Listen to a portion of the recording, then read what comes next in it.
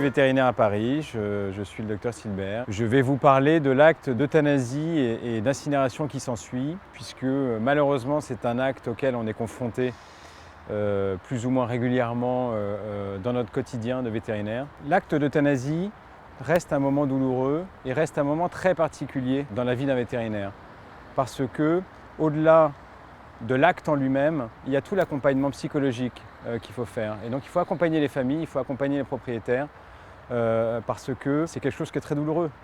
Prendre la décision d'euthanasier son animal, c'est déjà une très grande décision à prendre.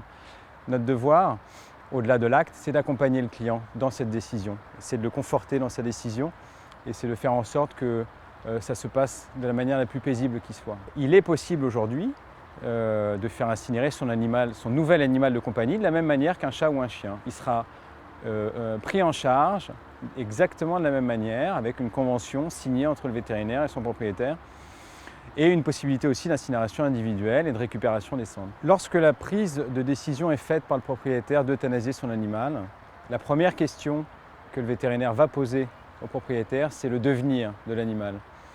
Aujourd'hui, il existe essentiellement deux manières de traiter l'animal décédé. C'est soit de l'enterrer, ce qui évidemment est quelque chose qui est relativement compliqué et très réglementé, soit de faire incinérer son animal.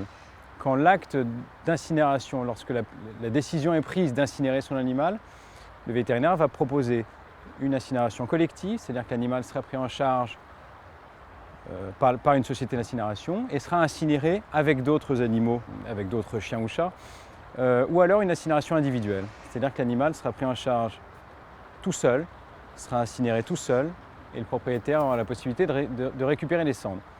À partir du moment où la décision est prise, une convention est signée entre le vétérinaire et le propriétaire, avec un numéro propre à chaque animal, pour avoir une traçabilité parfaite de l'animal depuis son décès jusqu'à son incinération.